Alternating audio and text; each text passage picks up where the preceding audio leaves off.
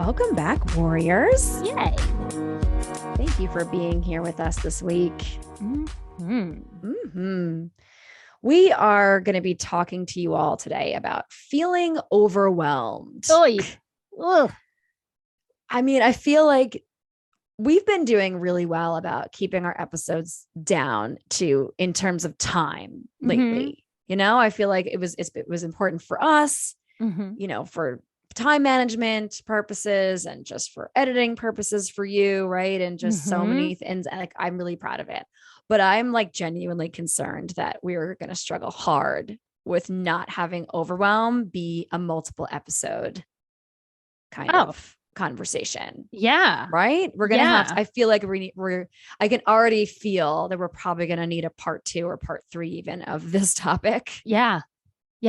I mean, chronic overwhelm has a lot to be said for the experience of it. And there's so many different overwhelming things that we could be talking about, or just how overwhelm feels in the mind and body and changes behaviors and interactions and everything. And I feel like we recently talked about how, I know that we recently talked about like always like feeling tired, right? But with that, there's a lot of like often feeling very overwhelmed, even if there's not a lot to feel overwhelmed about. Interesting. Yeah. That's interesting because I kind of am in the camp lately of like, there's always something to be overwhelmed about. Like I'm not in the space mentally these days where I'm not overwhelmed. It feels like if it isn't all day, every day, it's every day.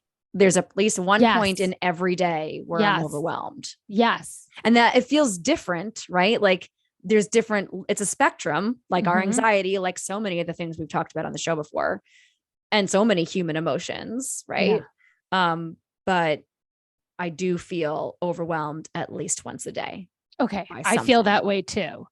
But what I meant when it was like, I shouldn't be overwhelmed is sometimes I have like a to-do list and I'm overwhelmed by my list, even if it's like just 3 things on the list. Right.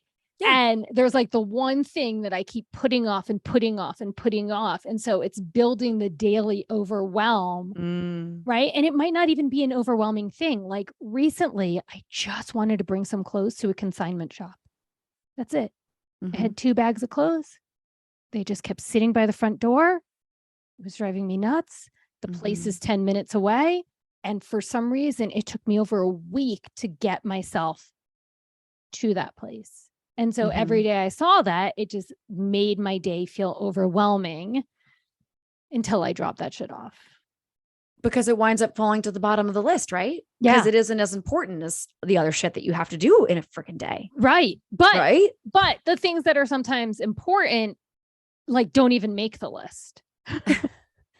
Yes. Like the things that are important to me, it's like, no, I need to drop off my clothes to consignment before I can like sit down and create something, even though the creation's for my work, right? Like, interesting. So, okay, here's a question. Do you wind up so you said that like things that you have to do for work or that, you know, are it more important to you, that's the reason why, say, bringing those bags to the consignment place took longer, doesn't make it onto the list? Is it because you know that you don't need it on the list because you know you're going to wind up probably doing that first more than those sort of mundane tasks like driving some clothes to a place that's 10 minutes away? Or is it just because like you don't even want to, if you add that to the list, like nothing will get done, like literally nothing. That's it. Okay. I'll just be so overwhelmed. Got it. I'm with you there. I didn't think about it in those ways, but like now that you say it like that, it's like some of the really big important things that I want to do or I have on my goal list for like this year or, you know, air quote, sometime soon, I want to get that thing done. But it's like, if I add it to the list, then I'm going to have guilt about not doing it. Right. So I'm just going to not add it to the list, keep it in my brain because it's going to keep living in our brains because it's what we really want and desire. Right. But we're not going to work towards it because it feels so overwhelming. Yes. It requires a lot of time and energy and effort. And with all the things that have to be done every single day, it's sometimes hard to find that amount of time and energy to focus on that one thing when there's 5 other things on the to-do list that day. Right. And if you keep putting those other 5 off, eventually, then it's like 15 things, right? It's like, there's like basic living things we have to do. Yes. Yeah. Right. That wind up being more important, even if they're not on the list. Yeah. Than driving to the consignment store. Yeah. It's like Maslow's hierarchy. It's like, I can't do my creative endeavors unless like the house is clean, right? Like it doesn't make sense, but that is definitely some of the day-to-day overwhelm. Even when I think about like, let's just you just say cleaning the house, right? So I'm going to use that as a perfect example. Yeah. My adult ADHD won't even allow me sometimes to finish cleaning one room before I move on to the other room. Yeah. Yeah. Like I wish that I had some kind of like escape room style doorway to every room of my house. So that way I can't leave the room until the room is clean. Yes. And only then the door unlocks magically and I can move on to the next room. Because what winds up happening is like I start out, let's say in the kitchen and I'm let it start with the sink and the countertops and, the oven and the stove and the microwave and the fridge. And I'm doing all the things. And then, let's just say I get hot, right? And I want to take off I want to switch shirts. Then I leave the room to switch my shirt. But then when I make it to my bedroom, I'm doing other things in my bedroom. Yep. Even if they have to do with cleaning. Right. Oh, I should put sometimes they don't laundry away. Oh, right. And then I'll just sit begin for a moment task. And scroll. Like, yes, okay. Oh my God. That's the other thing. I need to just like throw the phone like into the fucking garbage pail. It adds so much overwhelm. Yeah. Because it takes our time. It eats our time. And it calls to you. It's like, oh, I want to check the time. And you pick up your phone and you look at the time and then you're like, oh, I should just check Facebook. Or, oh, I should just go to Instagram. Like, oh, I should just check my email real fast. Oh, crap. I got an email. Now I should probably stop and respond to that person. Yeah. Yeah. And so then it adds to the overwhelm because it's so hard to complete one task because you're completing 8 tasks. Yeah. But you're not completing any of them. Right. And that's what, going back to, like you said, our previous episode about being tired all the time. That's when we usually just shut down. Yeah. Right. Like my body and my mind are just kind of like, it's all too much. So you might as well just do nothing. Oh my God. I just had this thought and I know it's not true, but it was I've never had this thought before. So it was interesting. It's I'm addicted to my phone. I hate saying that. I hate admitting it. Everyone's addicted to their phones. If you're not addicted to your phone, you're a liar or you don't own a phone. I'm not even going to play that game. Right. And part of me is like, ooh, I wonder if addiction to your phone can work so well. Right. Because it does. It slips. Sometimes I'm trying to do something and all of a sudden I'm in Facebook, trying to swap a book. I'm like, how did I get here? How did I get here? Yes. And so I just wonder, what if the addiction to the phone in sneaky ways is you're tired, you should lay down, right? You're overwhelmed, you need a rest. And it's only because it wants to get the fix on the phone. And so all that other stuff is fake and not true. It's just excuses to get you back on your phone. Yes. I don't know if that's true or not, but I had that thought when you were sharing. Yeah. I mean, it just feels natural, right? This is a part of us now. It's in a fucking appendage at this point. It really is frustrating, but we've grown so dependent on it for so many things and for our livelihoods, right? To some extent. Oh, I'm cooking. I have to set a timer, right? Oh, what? Now I went down the rabbit hole again. When you were talking it reminded me of, the show Big Mouth by any chance? Yes, I do. It's a Nick Kroll cartoon. Yep. It's on Netflix. I haven't seen it in a while, but yes.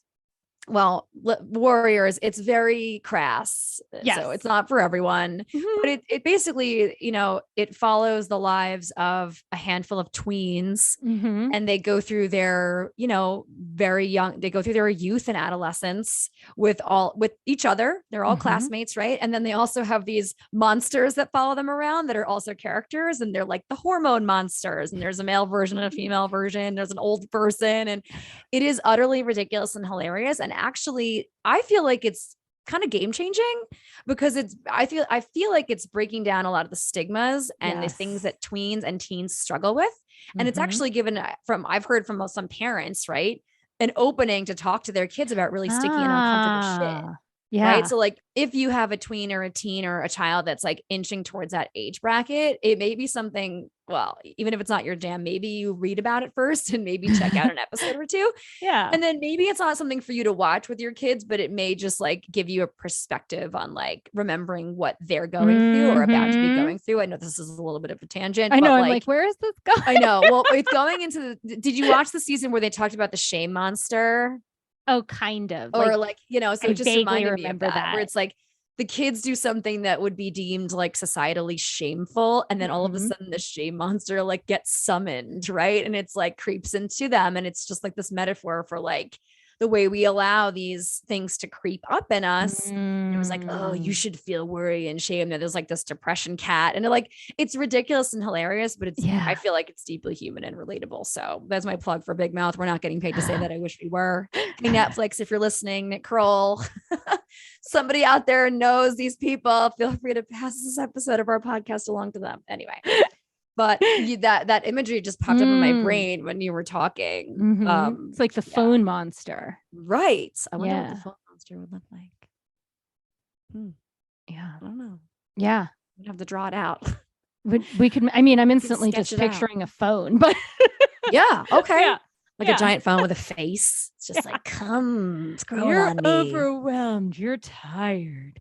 Let me soothe you. Yes. Yeah. Here, write your to-do list on my notes app. And then whoops, your thumb winds up accidentally hitting Instagram. You think you need to check your bank account, but whoops. Hold on a second. How did you? And then I love how did I get there? How did I get here? That's like going back to the cleaning, going back to anything, right? It's like, how did I get here? Because we're not embodied in those times. No. Right? We're just fully living up in our mind, our brain, our like, oh God, what next? I can't dwell on this thing because I have a million other things to do. Yes. Will you paint out the feeling of overwhelm for you? I feel like you started. I just wanted you to elaborate. Yeah. Like a billion thoughts in the mind. Right. It's a million thoughts. I don't have time to focus on this one thing because I have 40,000 things I have to do. So if I spend more than 8 seconds on this thing, then none of those other things are going to get done. Yeah. Even when I make a list, which does help me, and I try to have my list of 3 and not go over it every day. It's very helpful. It is very helpful. And then everything else winds up being like gravy. So like if I can get through those 3 things and I'm able to get through at the end of the day 8 things, I'm like, woo, what a big freaking win. I did, I did it. But then the next day, if I'm unable to get through my 3 things, then I'm worried about it. Yep. I feel like I'm constantly feeling like I don't have enough time for things. That time is obviously precious and important and valuable. And it's not given to everyone equally. And so I want to cherish it and be able to remain as present as possible. But my mind winds up telling me that I can't do that for too long because I won't get shit done. And then I won't have a job and then I won't get paid. And then, right. Then the downward spiral of thoughts kind of comes after that. And so it's like the overwhelm is just, I have a million things to do. I don't have the time to get any of them done. So what should I do to dissociate instead? Yes. And then feel shame about not getting it done. Overwhelming. Right. Yeah. It's just more comfortable to leave the body.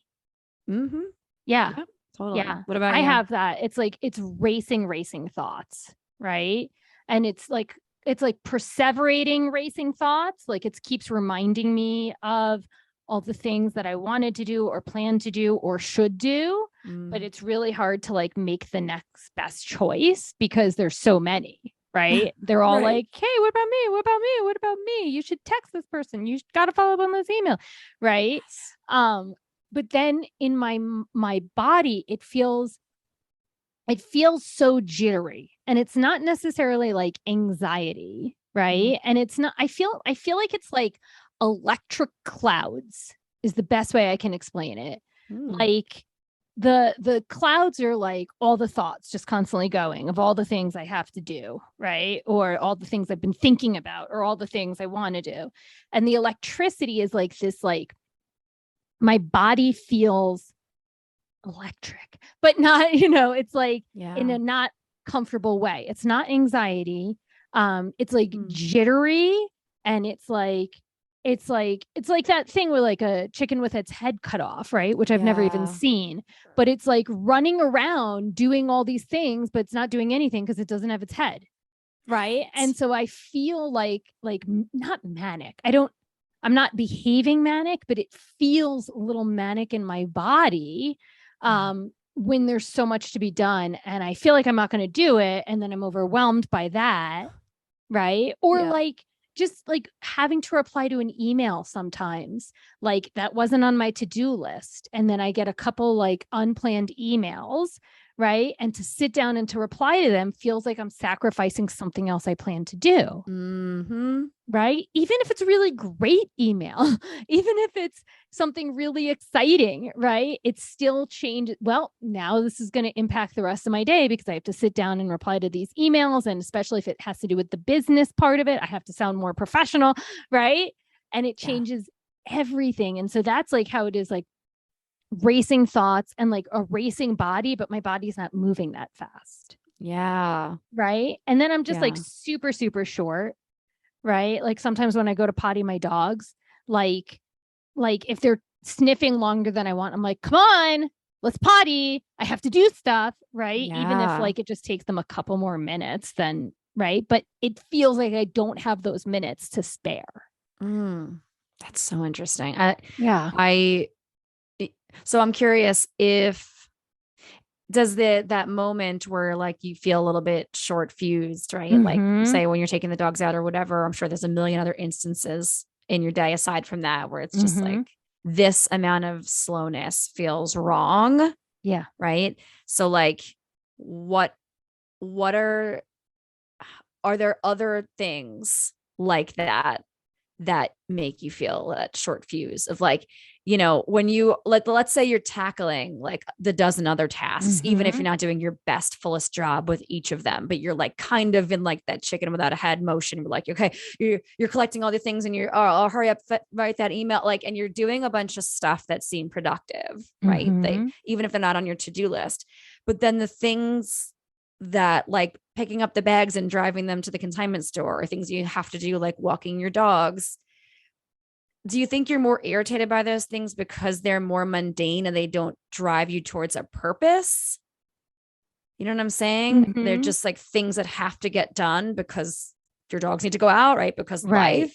Right. Like, do those tasks feel somehow more overwhelming than the tasks that are more like related to your profits or your work stuff? No. Everything is overwhelming. Okay. But it depends also how overwhelmed I feel, right? Like if I had my to-do list and I got the things done very quickly, then like, hey, Pops, take all the time you need sniffing before you pee. Sure, take 10 minutes sniffing the ground before you pee, right? Or if it's like I make my very short to-do list and one is like, you go to the consignment shop, right? But like, if I told you recently about that like pharmacy trip, which I'm not going to get too into here, but like a pharmacy trip that should have taken really short, took a really long time because they made a mistake. That set me off the rest of the day because I ended up being there way longer than anticipated. And I had to deal with a lot of back and forth phone calls and just dealing with stuff that was actually dealt with, but they made a mistake.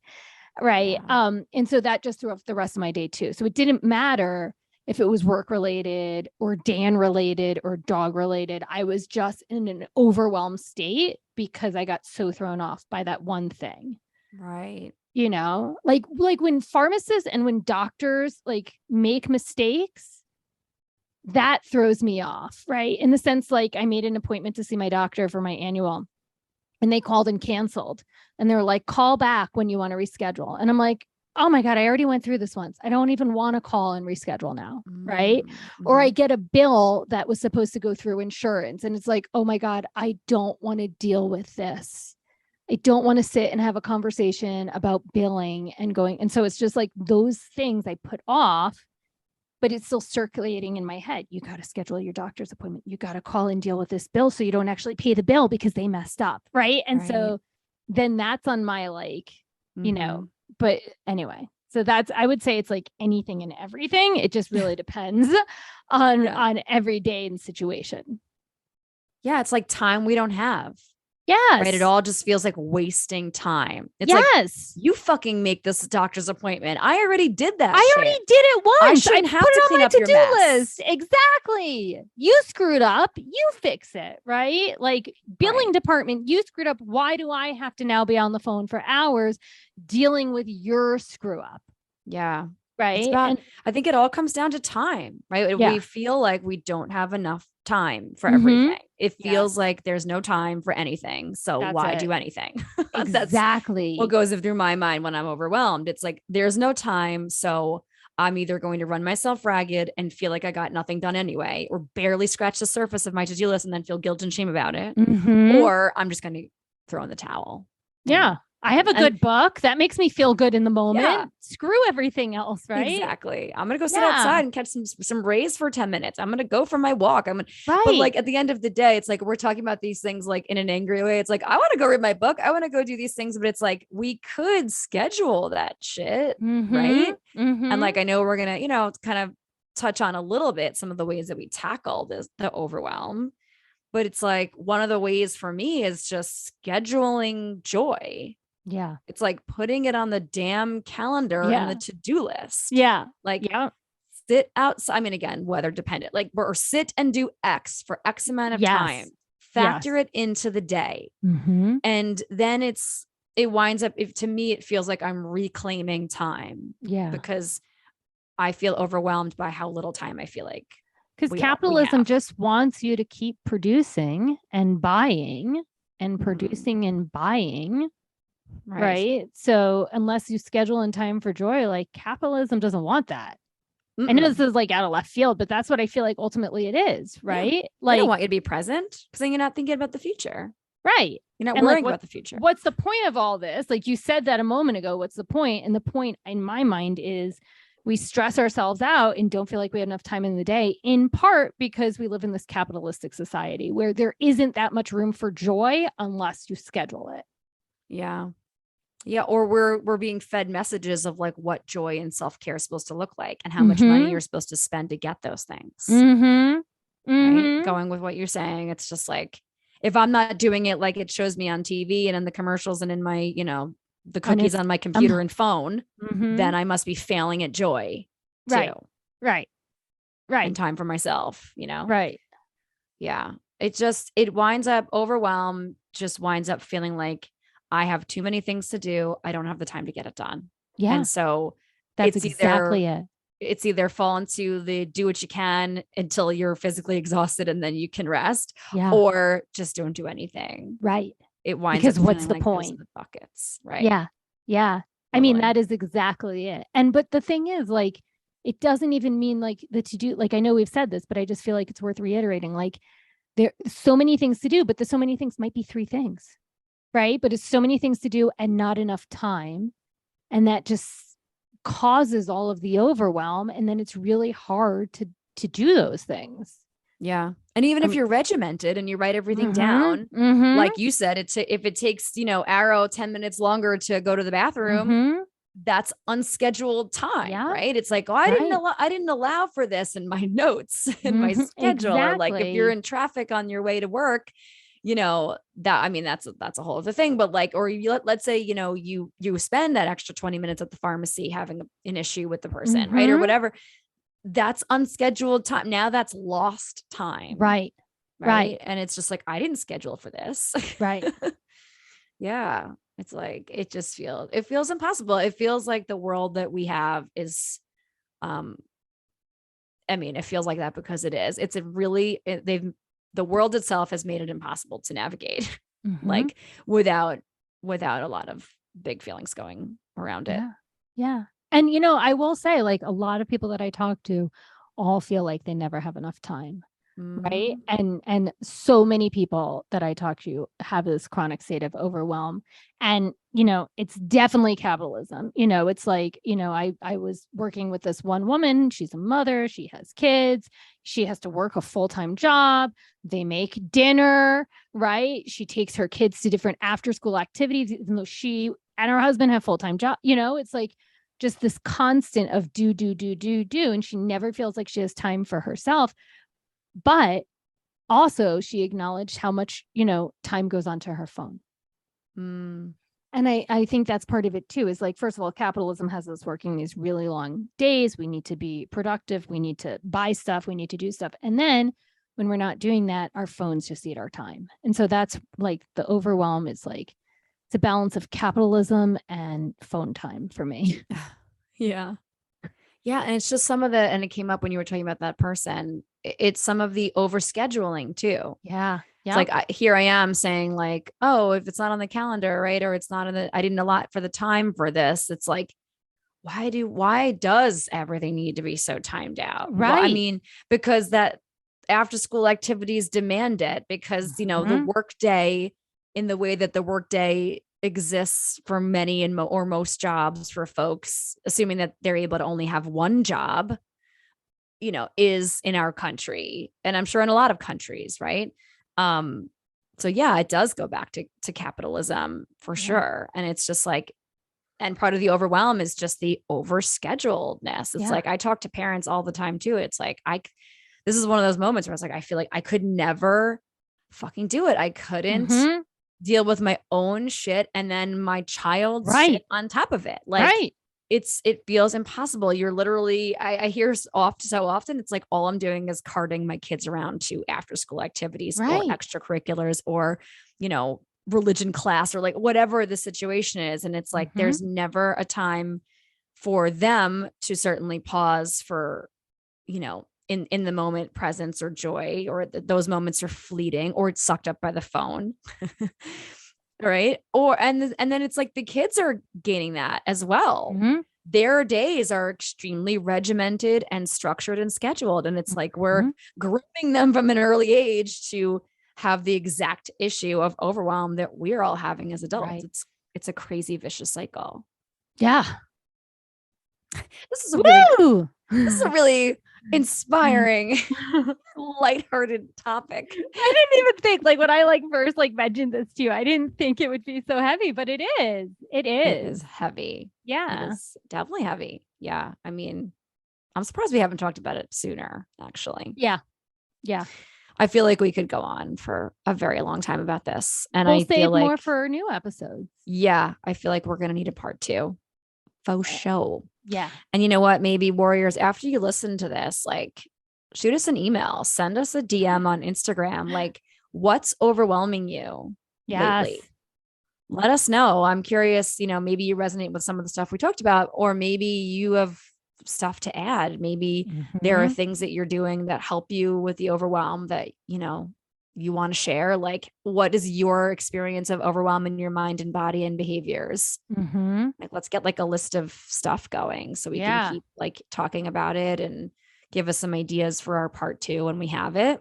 Yep. All right. So before we conclude, do you have I don't know, what's the, I guess, the takeaway or something hopeful, if there is something you feel like, hey, this feels like it works for me most of the time, or this helps alleviate the overwhelm, or do you not even want to go there?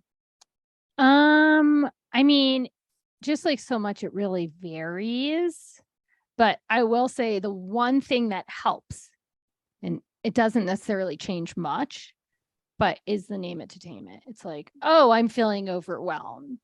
And I can be a little bit more curious.